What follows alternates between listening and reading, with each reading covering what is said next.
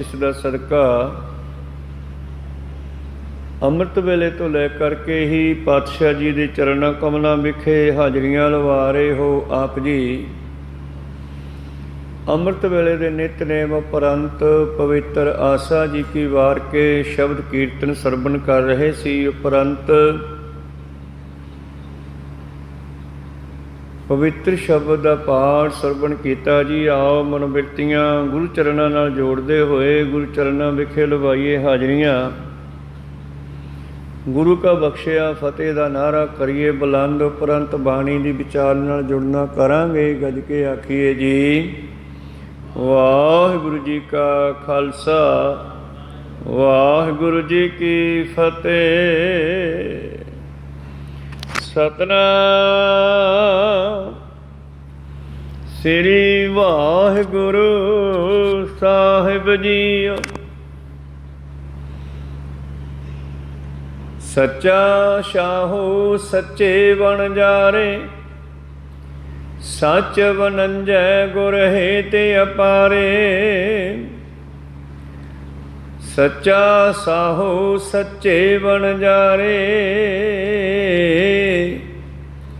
ਸੱਚ ਵਨੰਜੈ ਗੁਰ ਹੇਤਿ ਅਪਾਰੇ। ਸੱਚ ਵਿਆਜਹਿ ਸੱਚ ਕਮਾਵਹਿ, ਸੱਚੋ ਸੱਚ ਕਮਾਵਣਿਆ। ਬਿਨ ਰਾਸ਼ੀ ਕੋ ਵਥ ਕਿਉ ਪਾਏ, ਮਨ ਮੁਖ ਭੂਲੇ ਲੋਕ ਸਬਾਏ। ਬਿਨ ਰਾਸੀ ਸਭ ਖਾਲੀ ਚੱਲੇ, ਖਾਲੀ ਜਾਏ ਦੁਖ ਪਾਵਣਿਆ। ਬਿਨ ਰਾਸੀ ਸਭ ਖਾਲੀ ਚੱਲੇ, ਖਾਲੀ ਜਾਏ ਦੁਖ ਪਾਵਣਿਆ। ਇਹ ਪਵਿੱਤਰ ਬਚਨ ਤੀਸਰੇ ਪਾਤਸ਼ਾਹ ਨਿਮਾਣਿਆਂ ਦੇ ਮਹਾਨ ਨਿਤਾਣਿਆਂ ਦੇ ਤਾਣ ਸਤਿਗੁਰੂ ਧੰਨ ਧੰਨ ਸ੍ਰੀ ਗੁਰੂ ਅਮਰਦਾਸ ਮਹਾਰਾਜ ਜੀ ਦੇ ਉਚਾਰਨ ਕੀਤੇ ਹੋਏ ਹਨ, ਜੋ ਸ਼੍ਰੀ ਗ੍ਰੰਥ ਸਾਹਿਬ ਜੀ ਦੇ ਅੰਗ 117 ਉੱਪਰ ਸੁਭਾਏਮਾਨ ਧੰਨ ਧੰਨ ਸ੍ਰੀ ਗੁਰੂ ਗ੍ਰੰਥ ਸਾਹਿਬ ਜੀ ਮਹਾਰਾਜ ਇਹਨਾਂ ਪਵਿੱਤਰ ਬਚਨਾਂ ਰਾਹੀਂ ਕੀ ਬਖਸ਼ਿਸ਼ ਕਰਦੇ ਹਨ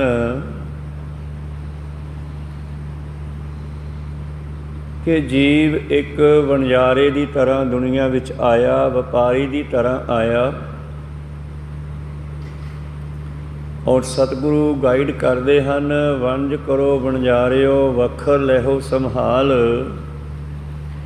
ਤੈਸੀ ਵਸਤ ਵਿਸਾਹੀ ਹੈ, ਜੈਸੀ ਨਿਭ ਹੈ ਨਾਲ। ਬੰਦੇ ਨੂੰ ਉਹ ਸੌਦਾ ਖਰੀਦਣਾ ਚਾਹੀਦਾ ਜਿਹੜਾ ਜੀਵ ਦੇ ਨਾਲ ਨਿਭ ਜਾਵੇ। ਭਾਵ ਜਦੋਂ ਸੰਸਾਰ ਸਮੁੰਦਰ ਨੂੰ ਛੱਡ ਕੇ ਇਹ ਜੀਵ ਅਕਾਲ ਪੁਰਖ ਦੇ ਦਰ 'ਤੇ ਜਾਵੇ ਤੇ ਉਦੋਂ ਇਹਦੇ ਨਾਲ ਕੀ ਜਾਵੇ, ਉਹ ਸੌਦਾ ਇਕੱਤਰ ਕਰੀਏ, ਉਹ ਸੌਦਾ ਖਰੀਦੀਏ। ਤੇ ਉਹ ਸੌਦਾ ਖਰੀਦਿਆ ਜਾ ਸਕਦਾ ਹੈ ਸਵਾਸਾਂ ਦੀ ਪੂੰਜੀ ਨਾਲ। ਰਾਸ਼ੀ ਮਤਲਬ ਪੂੰਜੀ।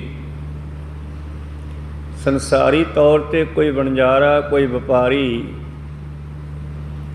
ਜੇ ਉਸ ਦੇ ਕੋਲ ਰਾਸ਼ੀ ਪੂੰਜੀ ਧਨ ਨਾ ਹੋਵੇ ਤਾਂ ਉਹ ਕਿਸੇ ਵੀ ਤਰ੍ਹਾਂ ਦਾ ਸੌਦਾ ਨਹੀਂ ਖਰੀਦ ਸਕਦਾ।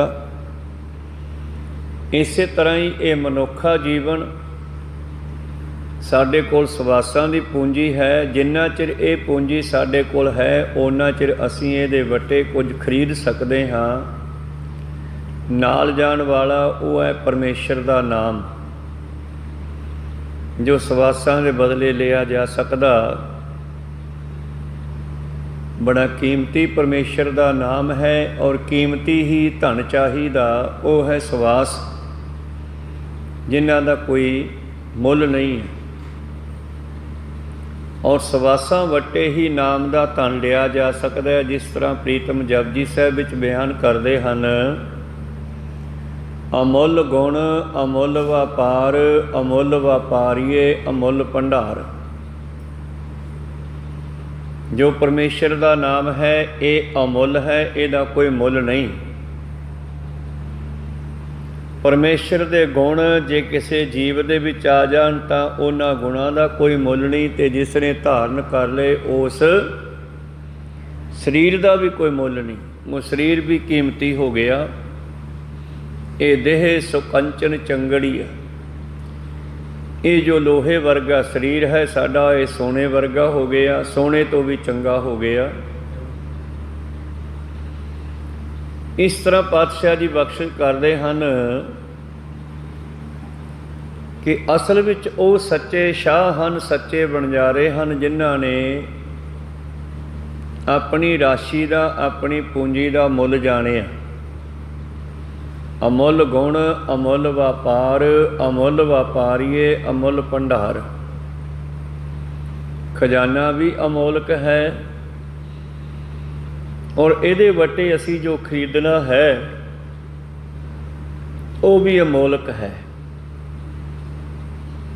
ਭਾਵੇਂ ਕਿ ਮਨੁੱਖ ਨੇ ਆਪਣੀ ਜ਼ਿੰਦਗੀ ਦੇ ਸਵਾਸਾਂ ਨੂੰ, ਪਾਤਸ਼ਾਹ ਜੀ ਕਹਿੰਦੇ ਹੀਰੇ ਜੈਸਾ ਜਨਮੈ ਕੌਡੀ ਬਦਲੇ ਜਾਏ, ਕੌਡੀਆਂ ਨੇ ਭਾਅ ਗਵਾ ਰਿਹਾ ਮਨੁੱਖ ਸਵਾਸਾਂ ਰੂਪੀ ਹੀਰਿਆਂ ਨੂੰ।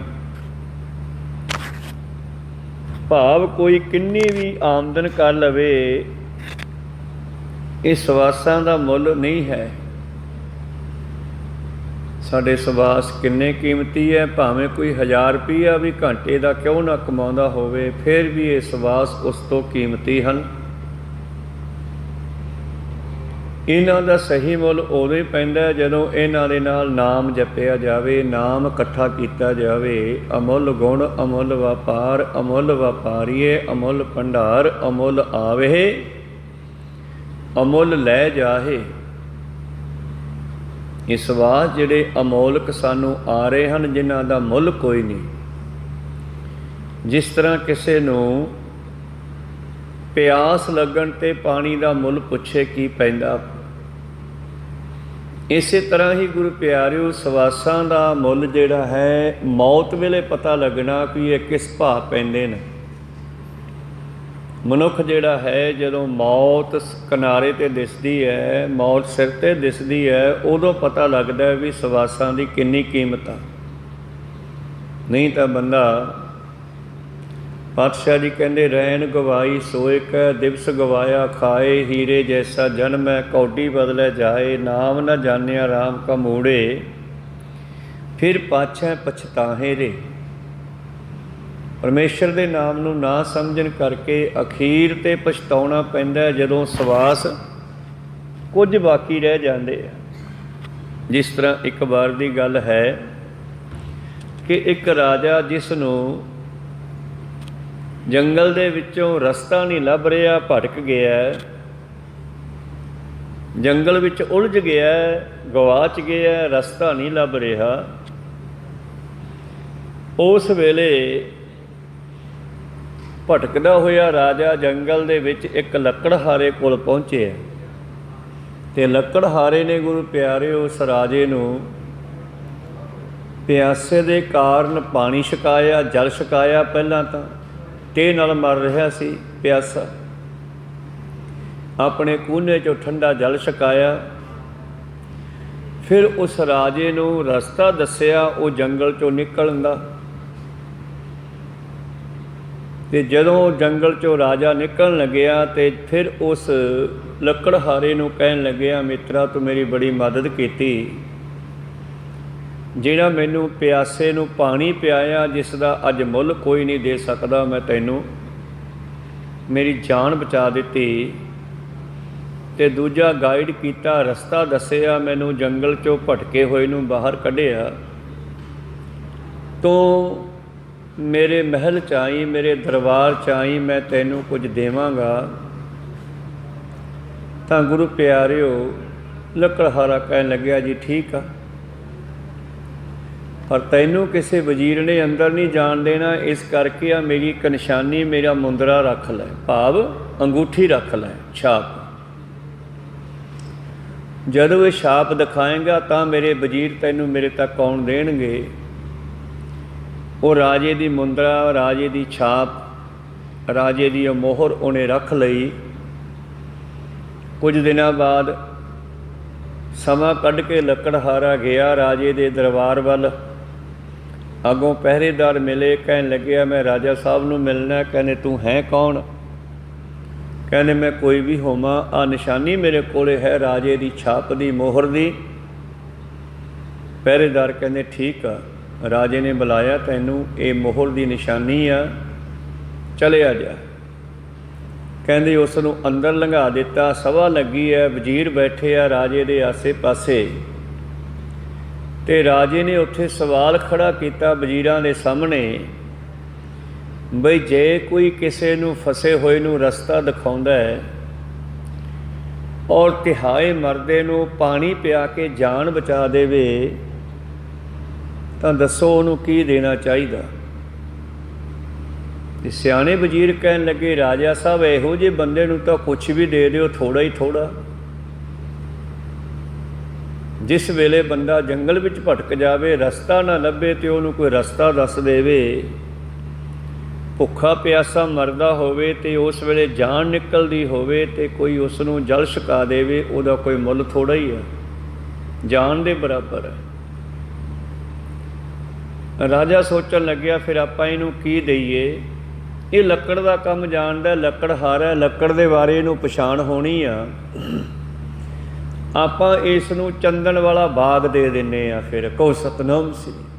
ਚੰਦਨ ਦਾ ਬਾਗ ਹੈ ਜਿਹਦੇ ਵਿੱਚ ਸੈਂਕੜੇ ਹਜ਼ਾਰਾਂ ਹੀ ਚੰਦਨ ਦੇ ਦਰਖਤ ਲੱਗੇ ਆ।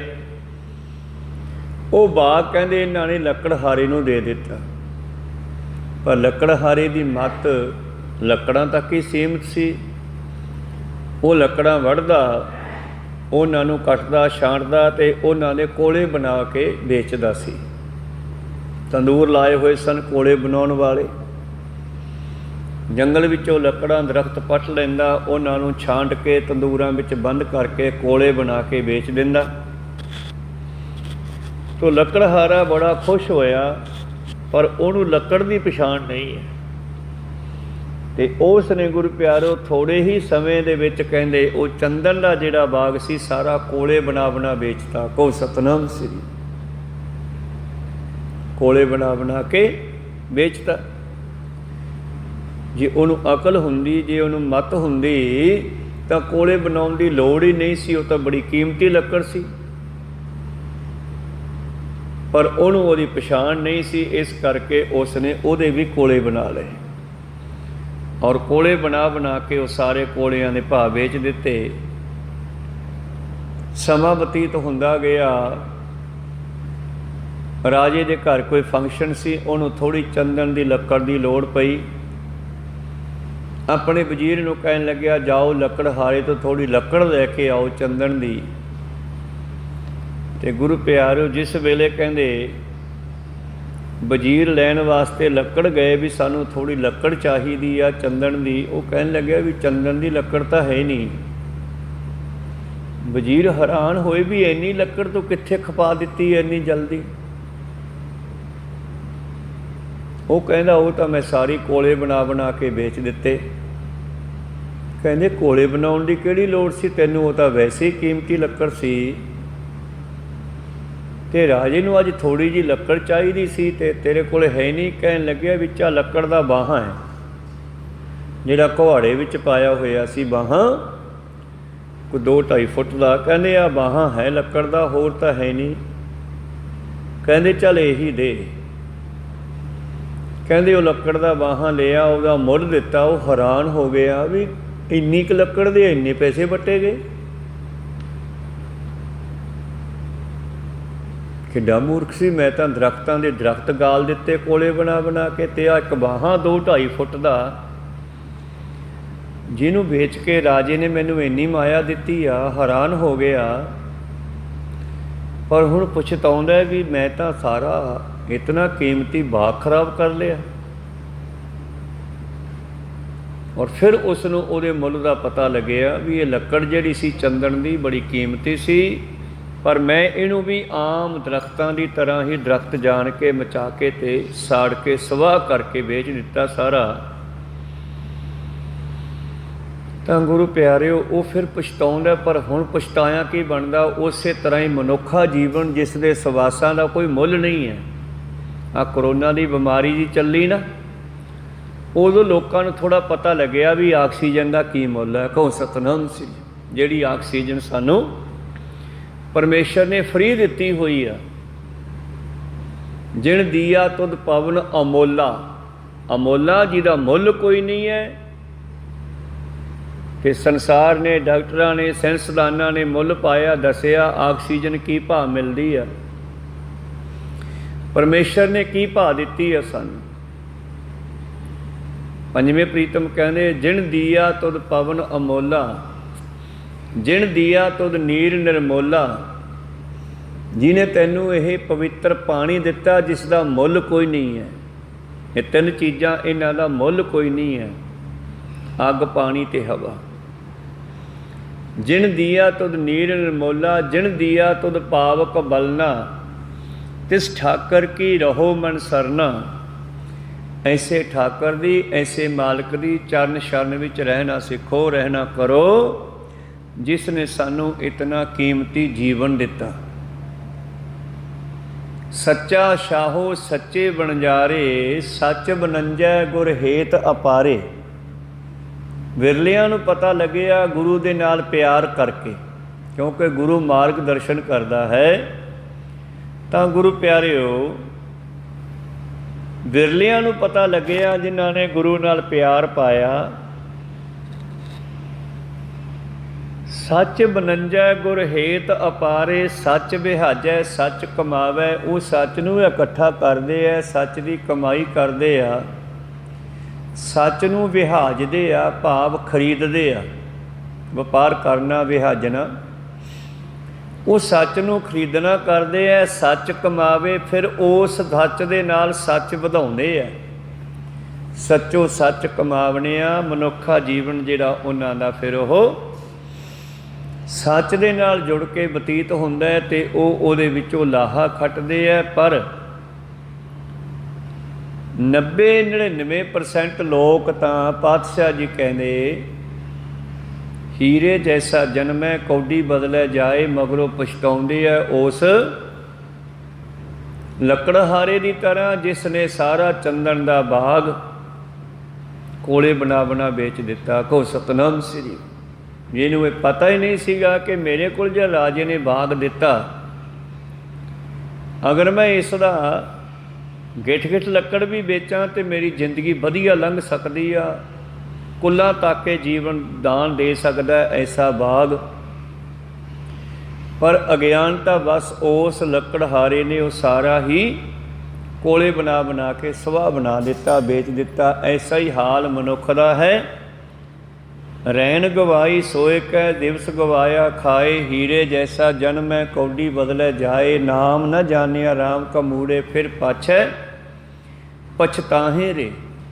ਪ੍ਰੀਤਮ ਜੀ ਕਹਿੰਦੇ ਸੱਚ ਵਿਹਾਜੈ ਸੱਚ ਕਮਾਵੈ। ਜਿਨ੍ਹਾਂ ਨੂੰ ਸੱਚ ਦੀ ਪਛਾਣ ਆ ਗਈ ਉਹਨਾਂ ਨੇ ਮਨੁੱਖਾ ਜੀਵਨ ਦੀ ਕਦਰ ਕੀਤੀ। ਤੇ ਨਹੀਂ ਤਾਂ ਦੇਖਦੇ ਹਾਂ ਮਨੁੱਖ ਜ਼ਹਿਰ ਖਾ ਕੇ, ਨਸ਼ੇ ਖਾ ਕੇ ਆਤਮ ਹੱਤਿਆ ਕਰ ਲੈਂਦਾ ਹੈ, ਆਤਮਿਕ ਜੀਵਨ ਖਤਮ ਕਰ ਲੈਂਦਾ ਹੈ।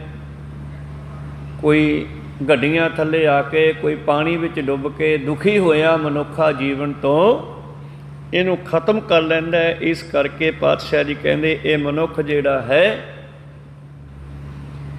ਇਹਨੇ ਮਨੁੱਖਾ ਜੀਵਨ ਖਰਾਬ ਕੀਤਾ ਤੇ ਫਿਰ ਸਵਾਸ ਮੁੱਕ ਗਏ, ਰਾਸ਼ੀ ਖਤਮ ਹੋ ਗਈ, ਪੂੰਜੀ ਖਤਮ ਹੋ ਗਈ, ਸੋਹਲੇ ਸਵਾਸ ਬਾਕੀ ਰਹਿ ਗਏ। ਜਿਵੇਂ ਲੱਕੜਹਾਰੇ ਕੋਲ ਕੁਹਾੜੇ ਵਿੱਚ ਬਚਿਆ ਵਾਹਾਂ ਰਹਿ ਗਿਆ।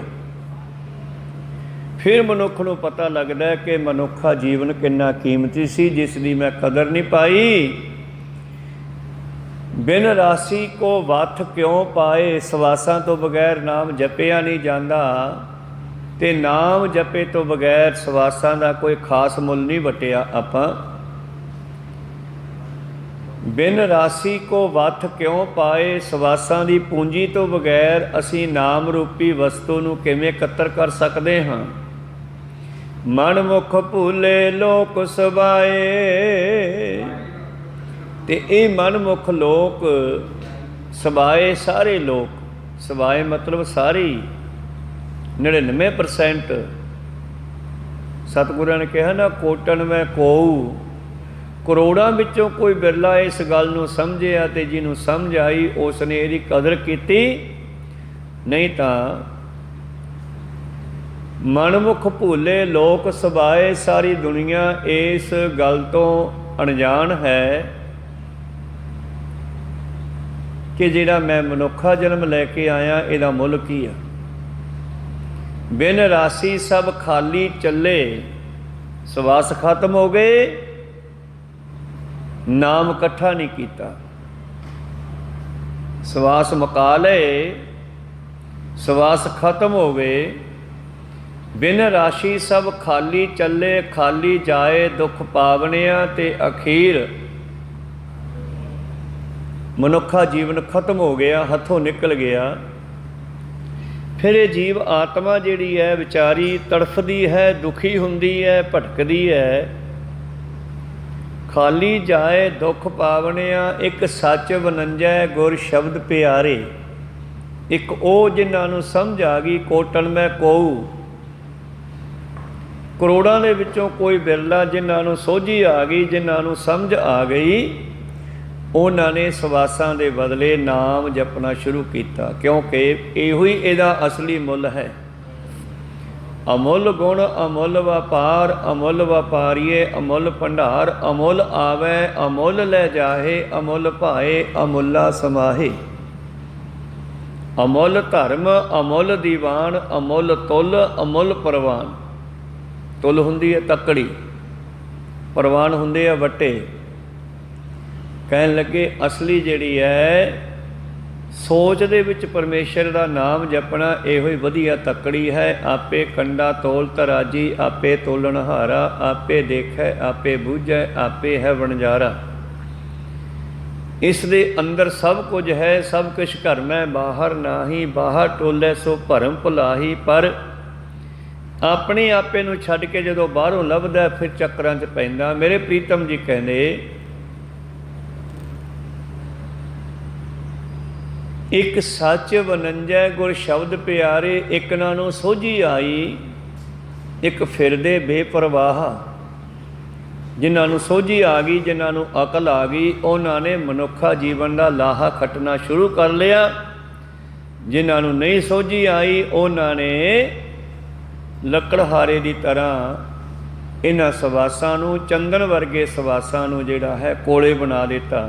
ਜਿਸ ਤਰ੍ਹਾਂ ਆਕਸੀਜਨ ਰੂਪੀ ਸਵਾਸ ਲੈਂਦੇ ਆ ਤੇ ਕਾਰਬਨ ਡਾਈਆਕਸਾਈਡ ਬਣਾ ਕੇ ਛੱਡੀ ਜਾਂਦੇ ਆ। ਲੈਣਾ ਤੇ ਛੱਡਣਾ ਤਾਂ ਹੈ ਹੀ, ਸਵਾਸਾਂ ਤੋਂ ਬਿਨਾਂ ਜ਼ਿੰਦਗੀ ਨਹੀਂ ਹੈ। ਪਰ ਇਹਨਾਂ ਸਵਾਸਾਂ ਤੋਂ ਲਾਹਾ ਵੀ ਖੱਟਿਆ ਜਾ ਸਕਦਾ। ਪਰਮੇਸ਼ਰ ਦਾ ਨਾਮ ਜਪ ਕੇ ਵਾਹਿਗੁਰੂ ਵਾਹਿਗੁਰੂ ਵਾਹਿਗੁਰੂ ਜਪ ਕੇ ਉਸ ਪਰਮੇਸ਼ਰ ਦਾ ਸਿਮਰਨ ਕਰਕੇ ਇਹਨਾਂ ਸਵਾਸਾਂ ਦਾ ਮੁੱਲ ਪਾਇਆ ਜਾ ਸਕਦਾ। ਕਈਆਂ ਨੇ ਪਾ ਲਿਆ, ਕਈਆਂ ਨੇ ਗਵਾ ਲਿਆ।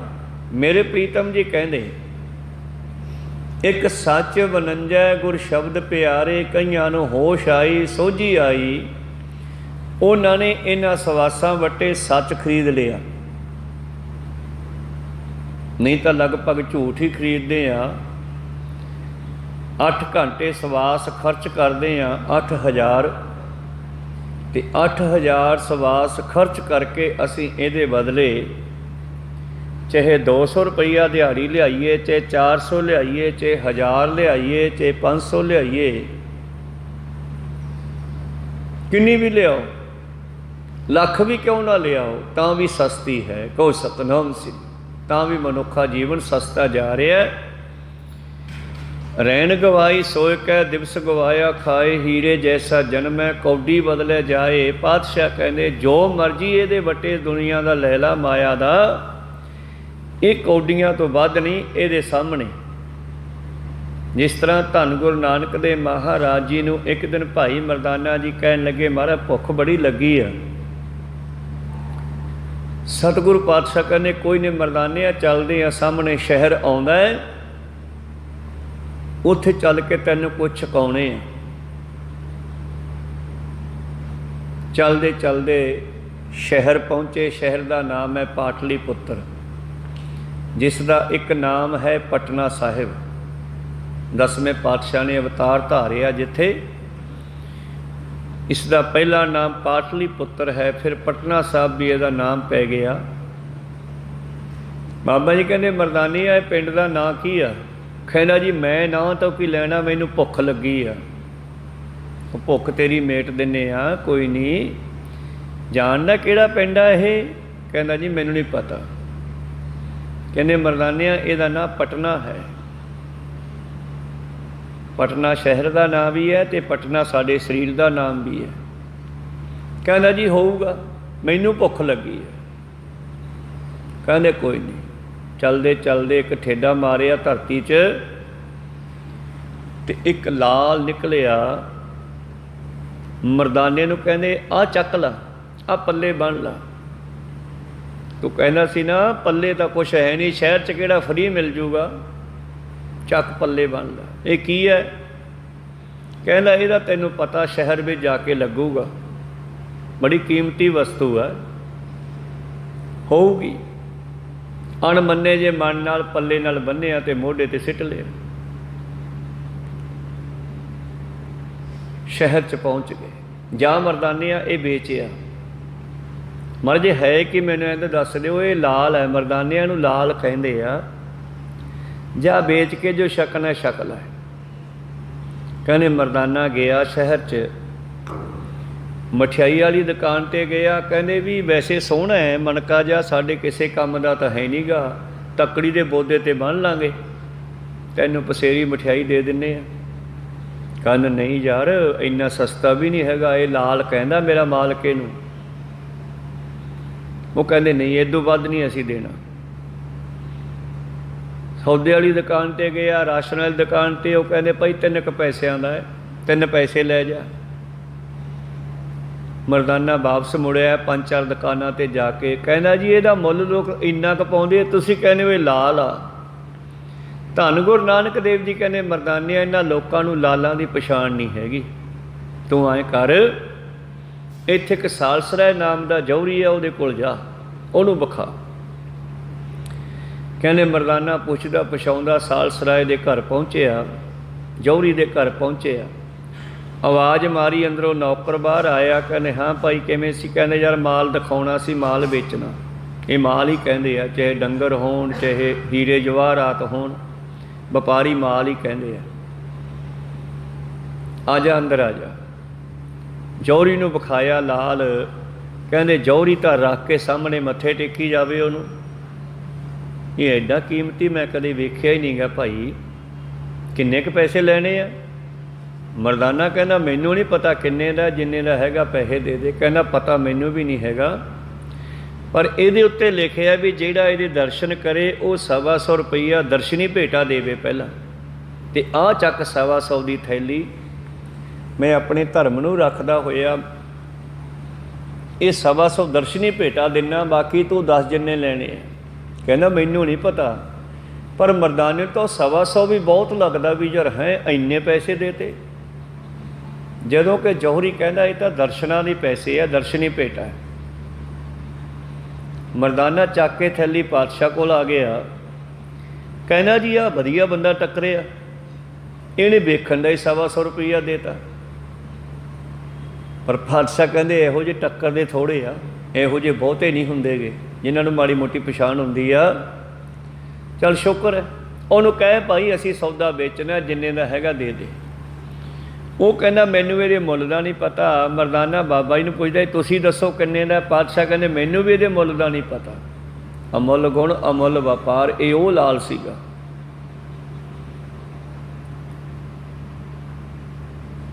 जदों 5-4 गेड़े लगे तो बाबा नानक कहने मरदानिया तू की समझदा इनू? पत्थर? ये पत्थर नहीं है, ये परमेश्वर का नाम है। बेचना? कहना ना जी, फिर परमेश्वर नाम तो बंदे दे नाल जांदा। कहंदे हाँ, ये तो फिर मैं नहीं बेचदा। नहीं बेचदा तो उसकी दर्शनी भेटा मोड़ के आ, फिर तू 125 रुपया लैण का हकदार नहीं है जे तू नहीं बेचना। तो मरदाना मोड़न जांदा ते सालसराय जौहरी वापस नहीं लैंदा वो पैसे। कहना मैं दर्शन कर ले, मेरा भी धर्म है।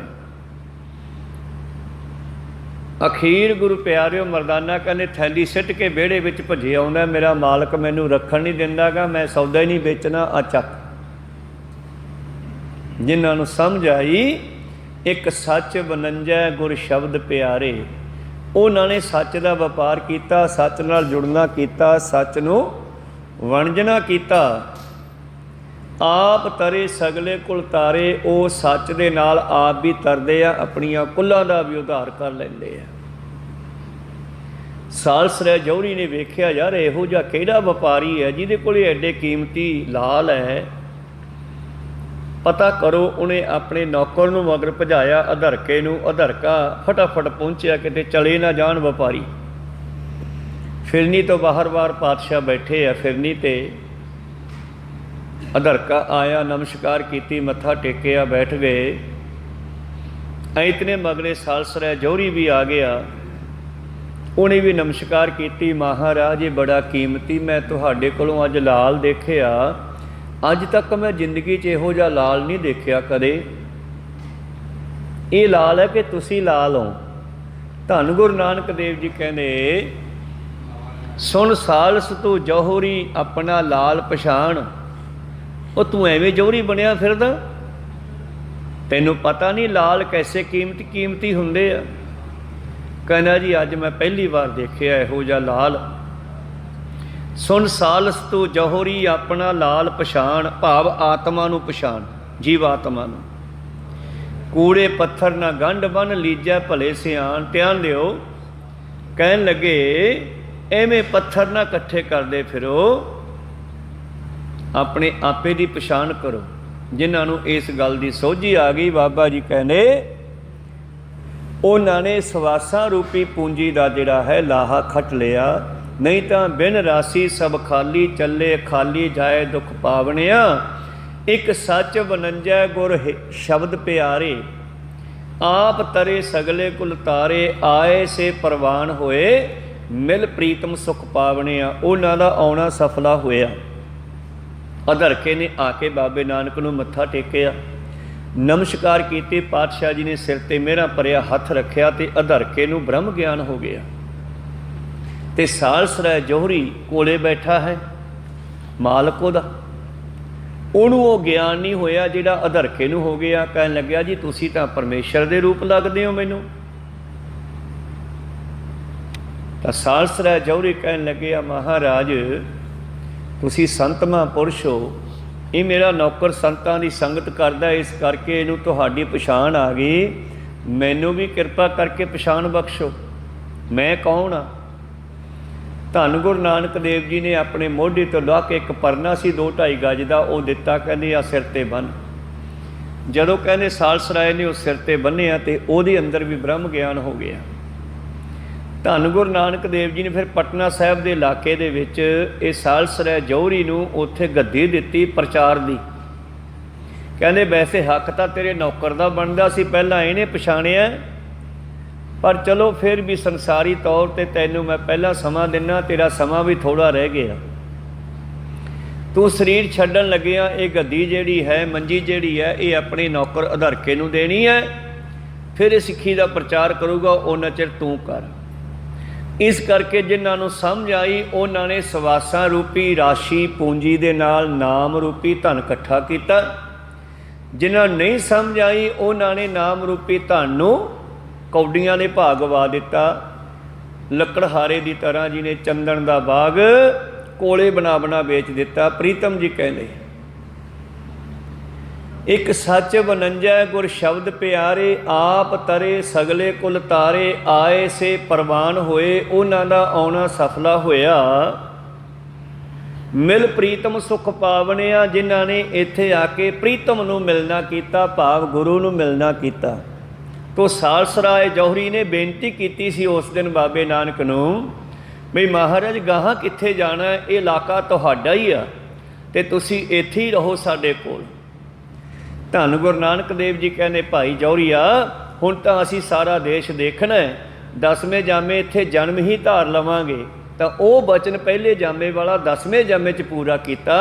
ਪਟਨਾ ਸਾਹਿਬ ਜਾ ਕੇ ਅਵਤਾਰ ਧਾਰਿਆ ਜਦੋਂ 10ਵੇਂ ਰੂਪ ਦੇ ਵਿੱਚ। ਖੈਰ ਪ੍ਰੀਤਮ ਜੀ ਕਹਿੰਦੇ ਇਹ ਮਨੁੱਖ ਜਿਹੜਾ ਹੈ ਪ੍ਰੀਤਮ ਨੂੰ ਮਿਲ ਕੇ ਸੁੱਖ ਪ੍ਰਾਪਤ ਕਰ ਸਕਦਾ ਹੈ। ਅੰਤਰਵਸਤ ਮੂੜਾ ਬਾਹਰੋਂ ਭਾਲੇ, ਪਰ ਇਹ ਮਨੁੱਖ ਜਿਹੜਾ ਹੈ ਪਰਮੇਸ਼ਰ ਇਸ ਦੇ ਅੰਦਰ ਹੈ, ਇਹ ਬਾਹਰੋਂ ਲੱਭਦਾ ਫਿਰਦਾ। ਮਨਮੁਖ ਅੰਧੇ ਫਿਰੇ ਬੇਤਾਲੇ, ਇਹ ਮਨੁੱਖ ਮਨਮੁਖ ਮਨ ਦੇ ਮਗਰ ਲੱਗ ਕੇ, ਮਨਮੁਖ ਦਾ ਮਤਲਬ ਹੈ ਮਨ ਨੂੰ ਮੂਹਰੇ ਰੱਖ ਕੇ ਚੱਲਦਾ, ਮਨ ਪਿੱਛੇ ਚੱਲਦਾ, ਮਨ ਮਤ ਕਰਦਾ। ਇਸੇ ਕਰਕੇ ਅਗਿਆਨਤਾ ਵਿੱਚ ਅੰਨਾ ਹੋਇਆ ਇਹ ਬੇਤਾਲਾ। ਤਾਲੋ ਖੂੰਜੀ ਡੂਮਣੀ ਗਾਵੇ ਆਲਪ ਤਾਲ। ਤਾਲ ਹੁੰਦਾ ਹੈ ਸਾਜ਼ਾਂ ਦਾ ਮਿਲ ਕੇ ਵੱਜਣਾ, ਬਾਜੇ ਤਪਲੇ ਸਾਜ਼ ਆਦਿ ਜਦੋਂ ਰਲ ਕੇ ਵੱਜਦੇ ਆ ਇਹਨੂੰ ਕਹਿੰਦੇ ਤਾਲ ਵਿੱਚ ਵੱਜਣਾ। ਤੇ ਜਿਹੜਾ ਤਾਲ ਤੋਂ ਖੁੰਝ ਜਾਵੇ ਉਹਨੂੰ ਕਹਿੰਦੇ ਬੇਤਾਲਾ। ਇਹ ਮਨੁੱਖ ਜਿਹੜਾ ਹੈ ਬੇਤਾਲਾ ਹੋਇਆ, ਇਹਨੇ ਜ਼ਿੰਦਗੀ ਬੇਤਾਲ ਕਰ ਛੱਡੀ ਹੈ। ਬੇਤਾਲ ਇੱਕ ਕਹਾਣੀ ਵੀ ਚੱਲਦੀ ਸੀ ਬੇਤਾਲ ਦੀ, ਉਹ ਮੁਰਦੇ ਹੀ ਢੋਂਦਾ ਰਹਿੰਦਾ ਸੀ। ਤੋ ਬੇਤਾਲ ਮਨੁੱਖ ਜਿਹੜਾ ਹੈ ਮੁਰਦੇ ਹੀ ਢੋਈ ਜਾਂਦਾ, ਭਾਵ ਜ਼ਿੰਦਗੀ ਦੇ ਵਿੱਚ ਅਗਿਆਨਤਾ ਹੀ ਇਕੱਠੀ ਕਰਦਾ ਫਿਰਦਾ।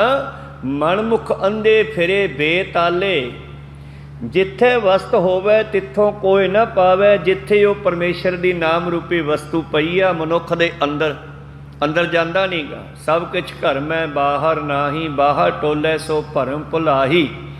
ਗੁਰ ਪ੍ਰਸਾਦੀ ਜਿਨੀ ਅੰਤਰ ਪਾਇਆ, ਸਵੰਤਰ ਬਾਹਰ ਸੁਹੇਲਾ ਜੀਓ। ਪ੍ਰੀਤਮ ਜੀ ਕਹਿੰਦੇ ਜਿੱਥੇ ਵੱਤ ਹੋਵੇ ਤਿੱਥੋਂ ਕੋਈ ਨਾ ਪਾਵੇ। ਮਨਮੁਖ ਭਰਮ ਭੁਲਾਵਣਿਆ, ਮਨ ਕਰਕੇ ਹੀ ਭਟਕਦਾ ਫਿਰਦਾ ਹੈ। ਆਓ ਬੇਨਤੀ ਕਰੀਏ ਕਿ ਜੇ ਗੁਰੂ ਕਿਰਪਾ ਕਰੇ ਆਪੇ ਦੇਵੈ ਸ਼ਬਦ ਬੁਲਾਏ।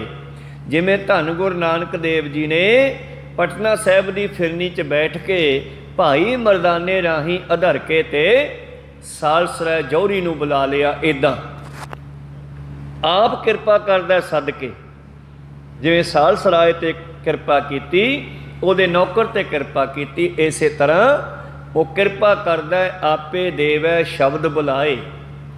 ਆਪ ਬੁਲਾ ਲੈਂਦਾ। ਭਾਈ ਮਰਦਾਨੇ ਰਾਹੀਂ ਬਹੁਤ ਲੋਕਾਂ ਨੂੰ ਆਪਣੇ ਕੋਲ ਬੁਲਾਇਆ ਸਤਿਗੁਰ ਨੇ। ਝੰਡੇ ਬਾਢੀ ਨੂੰ ਸੱਦਿਆ। ਪਾਤਸ਼ਾਹ ਕਹਿੰਦੇ ਜਾ ਇੱਥੇ ਇੱਕ ਤਖਾਣਾ ਦਾ ਮੁੰਡਾ ਝੰਡਾ ਬਾਢੀ, ਉਹਨੂੰ ਸੱਦ ਕੇ ਲਿਆ। ਮਰਦਾਨਾ ਉਹਦਾ ਘਰ ਲੱਭ ਕੇ ਉਹਦੇ ਘਰ ਗਿਆ। ਕਹਿੰਦੇ ਭਾਈ ਤੇਰਾ ਨਾਂ ਝੰਡਾ? ਕਹਿੰਦੇ ਹਾਂ। ਤੈਨੂੰ ਮੇਰੇ ਮਾਲਕ ਨੇ ਸੱਦਿਆ। ਉਹ ਕਹਿੰਦਾ ਮੈਂ ਤਾਂ ਜਾਣਦਾ ਨਹੀਂ ਕੌਣ ਹੈ ਮਾਲਕ, ਤੁਸੀਂ ਕਿੱਥੋਂ ਆਏ ਹੋ? ਕਹਿੰਦੀ ਅਸੀਂ ਬੜੀ ਦੂਰੋਂ ਪੰਜਾਬੋਂ ਆਏ ਹਾਂ ਤੇ ਤੈਨੂੰ ਮੇਰਾ ਮਾਲਕ ਹੈ ਗੁਰੂ ਨਾਨਕ ਨੇ ਬੁਲਾਇਆ। ਝੰਡਾ ਕਹਿੰਦਾ ਮੈਂ ਤਾਂ ਜਾਣਦਾ ਨਹੀਂ। ਕਹਿੰਦੇ ਤੂੰ ਨਹੀਂ ਜਾਣਦਾ ਹੋਏਗਾ, ਉਹ ਤੈਨੂੰ ਜਾਣਦਾ। ਜੇ ਜਾਣਦਾ ਤੇ ਫਿਰ ਹੀ ਸਿੱਧਾ ਮੈਨੂੰ ਤੇਰੇ ਕੋਲ ਭੇਜਿਆ ਨਾ। ਤੋ ਇਸ ਕਰਕੇ ਗੁਰੂ ਕਿਰਪਾ ਕਰਦਾ ਜਦੋਂ ਸਿੱਖ ਨੂੰ ਆਪ ਬੁਲਾ ਕੇ ਬਖਸ਼ਿਸ਼ ਕਰਦਾ। ਆਪੇ ਦੇਵੈ ਸ਼ਬਦ ਬੁਲਾਏ, ਮਹਿਲੀ ਮਹਿਲ ਸਹਿਜ ਸੁਖ ਪਾਏ। ਤੇ ਜਿਨ੍ਹਾਂ ਤੇ ਕਿਰਪਾ ਕਰਨੀ ਹੁੰਦੀ ਹੈ ਉਹਨਾਂ ਨੂੰ ਆਪਣੇ ਘਰ ਵਿੱਚ ਲੈ ਜਾਂਦਾ, ਨਿਜ ਸਰੂਪ ਨਾਲ ਜੋੜ ਦਿੰਦਾ, ਆਪਣੇ ਆਪੇ ਦੀ ਪਛਾਣ ਕਰਾ ਦਿੰਦਾ। ਤੂੰ ਕੌਣ ਹੈ, ਕਿੱਥੋਂ ਆਇਆ, ਕੀ ਲੈਣ ਆਇਆ, ਕਿਹੜੇ ਦੇਸ਼ ਦੇ ਆਪਾਂ ਵਾਸੀ ਹਾਂ। ਇਹ ਕਿਸੇ ਕਿਸੇ ਤੇ ਕਿਰਪਾ ਕਰਕੇ ਉਹਨੂੰ ਸੋਝੀ ਕਰਾ ਦਿੰਦਾ। ਜਿਸ ਤਰ੍ਹਾਂ ਚੱਲਦੇ ਚੱਲਦੇ ਯਾਤਰਾ ਦੌਰਾਨ ਇੱਕ ਦਿਨ ਬਾਬਾ ਨਾਨਕ ਜੀ ਨੇ ਇੱਕ ਵਪਾਰੀ ਮਿਲਿਆ।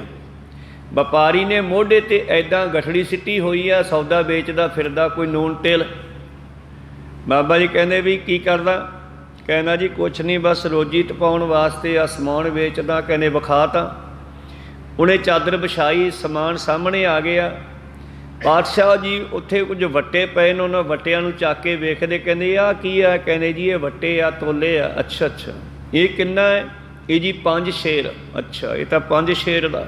ਤੇ ਆਹ ਇਹ ਜੀ 2 ਸ਼ੇਰ। ਅੱਛਾ, ਇਹ 2 ਸ਼ੇਰ ਦਾ। ਤੇ ਆਹ ਇਹ ਜੀ 1 ਸ਼ੇਰ ਦਾ। ਤੇ ਆਹ ਨਿੱਕਾ ਜਿਹਾ ਇਹ ਜੀ ਪਾਈਆ। ਤੇ ਉਸ ਪਾਈਆ ਵੱਟੇ ਨੂੰ ਹੱਥੇ ਰੱਖ ਕੇ ਪਾਤਸ਼ਾਹ ਕਰਨ ਲੱਗੇ ਪਾਈਆ ਪਾਈਆ ਪਾਈਆ ਪਾਈਆ ਪਾਈਆ ਕਰਦਿਆਂ ਕਰਦਿਆਂ ਉਸ ਦੁਕਾਨਦਾਰ ਤੇ ਉਸ ਵਪਾਰੀ ਤੇ ਐਸੀ ਕਿਰਪਾ ਕੀਤੀ, ਉਹਨੂੰ ਬ੍ਰਹਮ ਗਿਆਨ ਕਰਾਤਾ। ਉਹਦੀ ਵੇਖਣੀ ਝਾਕਣੀ ਸਭ ਕੁਝ ਬਦਲ ਗਿਆ। ਪੈਰੀ ਪੈ ਗਿਆ ਬਾਬੇ ਨਾਨਕ ਦੇ। ਮਹਾਰਾਜ ਤੁਸੀਂ ਕੀ ਕਰ ਦਿੱਤਾ, ਬੜੀ ਕਿਰਪਾ ਹੋ ਗਈ ਮੇਰੇ ਤੇ ਲੱਗਦਾ। ਭਾਈ ਬਾਲਾ ਜੀ ਕਹਿੰਦੇ ਮਹਾਰਾਜ ਤੁਸੀਂ ਇਸ ਬੰਦੇ ਤੋਂ ਨਾ ਕੋਈ ਸੇਵਾ ਕਰਾਈ, ਨਾ ਕੋਈ ਇਹ ਤੋਂ ਸਿਮਰਨ ਕਰਵਾਇਆ, ਤੇ ਇਹਨੂੰ ਮਿੰਟੋ ਮਿੰਟੀ ਗਿਆਨ ਕਰਾਤਾ। ਧੰਨ ਗੁਰੂ ਨਾਨਕ ਦੇਵ ਜੀ ਕਹਿੰਦੇ ਬਾਲਿਆ ਭਾਈ ਇਹ ਬੜੇ ਲੰਮੇ ਸਮੇਂ ਤੋਂ ਮੈਨੂੰ ਲੱਭਦਾ ਫਿਰਦਾ ਸੀਗਾ। बस ऐ समझ ला भी दीवा ते बत्ती तेल सब तैयार सीगा, आपां इहनूं जगाउणा ही सीगा ते आपां जगा दिता। कहो सतनाम सी। दीवे च बत्ती पाई होई सी, भाव ਇਹਦੀ भगती पूरी हो गई सी, बस इस नूं रब नाल ही जोड़ना सी। तो जिन्हां ते ਉਹ किरपा करदा इउं तुरिया ਜਾਂਦਾ भी जोड़ ਜਾਂਦਾ। आपे देवै शब्द बुलाए, महली महल सह सुख पाए, नानक नाम मिलै वडियाई, आपे सुन सुन ध्यावणिया। ते जिन्हां नूं ਉਹ नाम ਦੀ ਦਾਤ मिल जाती है, फिर आप ही गाउंदे आ ते आप ही सुनदे आ। वाह गुरु वाह गुरु वाह गुरु। आपे सुन सुन ध्यावणिया। ਉਹ ਆਪ ਜਪਦੇ ਆ ਤੇ ਆਪਦੇ ਅੰਦਰ ਚਲੇ ਜਾਂਦੇ ਆ, ਇਹਦਾ ਆਨੰਦ ਮਾਣਦੇ ਆ। ਇसी ਪਵਿੱਤਰ ਸ਼ਬਦ ਦੀ ਵਿਚਾਰ ਅਗਲਾ ਸ਼ਬਦ ਇਸੇ ਵਿਸ਼ੇ ਤੇ ਮਾਝ ਮਹੱਲਾ ਤੀਜਾ। ਸਤਿਗੁਰ ਸਾਚੀ ਸਿੱਖ ਸੁਣਾਈ। ਸਤਿਗੁਰੂ ਕੀ ਦੱਸਦਾ ਹੈ? ਸੱਚੀ ਸਿੱਖਿਆ, ਸੱਚਾ ਗਿਆਨ ਦਿੰਦਾ ਹੈ। ਕਿਵੇਂ ਦਿੰਦਾ ਹੈ? ਹਰ ਚੇਤੋ ਅੰਤ ਹੋਏ ਸਿਖਾਈ। उस ज्ञान की सोझी सतगुरु तुरिया जांदियां भी कई सिखां ते इउं कर जांदा जिवें अपने समय दौरान पातशाह ने चार उदासियां दे दौरान बेअंत जीवां नूं उह सिक्ख्या बख्शिश कीती। हर अगम अगोचर अनाथ अजोनी सतगुर के भाए भावनिया। वो किन्हां नूं मिलदा जिहड़े सतगुर नाल प्यार करदे आ। सतगुर के भाए, सतगुर नाल प्यार करन वालियां नूं सहजे ही उस दा ज्ञान हो जाता। ये विचार आपां कल दे दीवानां में सरवण करांगे। बोलदियां ने एक आखर बाद घाट हो जाते। सिख संगतां ते सतगुरु बख्शण योग है, बख्श लेना जी। समाप्ति करिए। बुलाओ फतेह पाओ फतेह। वाहिगुरू जी का खालसा वाहिगुरू जी की फतेह। वाह